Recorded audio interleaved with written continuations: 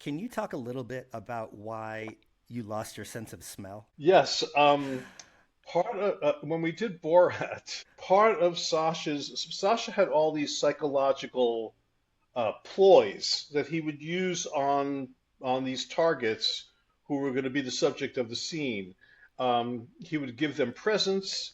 He would kiss them, especially if he was a man. He would kiss. It was if it was a man, he would kiss them. If it was a woman, he would only shake their hands, or sometimes not even want to touch them. And each of these things were very purposeful to see what this person, how pliable this person would be during the actual scene, you know. And so one of his most effective ploys was to never bathe. And so he went through weeks and weeks, and Azamat too, his sidekick, the producer, they never bathed, and basically wore the same clothes for weeks on end until they really stunk. You know, I mean, seriously smelled bad. And so I had to be close to them all the time. And people would say to me, "How do you handle it, man? How do you stand next to them? They're like, they reek, you know, they smell terrible. They're like the worst kind of person living in the sidewalk. You know, they stink."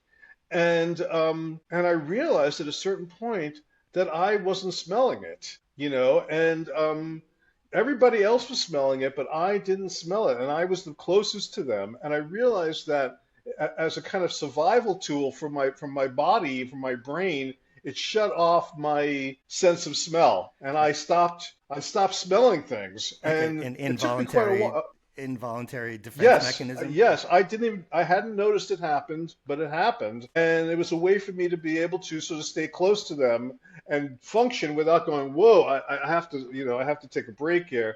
And it really helped me, you know, stay close to the action during the making of the movie. And then when it was over, it took quite a while, actually. But eventually, my sense of smell started to finally come back, and I was able to smell again. What, other than just character development, what purpose would him smelling that bad have in terms of priming the subjects to act a certain way towards him? What do you think his intent was? Well, if people again, if people were okay with it, if they you know, if they didn't go, look, man, I can't do the interview. He just smells too bad. Then we knew they were going to be a difficult interview, and it wasn't probably going to go well. But if they like sucked it up and tried to like, you know, accept that and be tolerant of it, then we knew that they were going to be tolerant of his bad behavior, of his rude questions, of the things that Borat would eventually get to.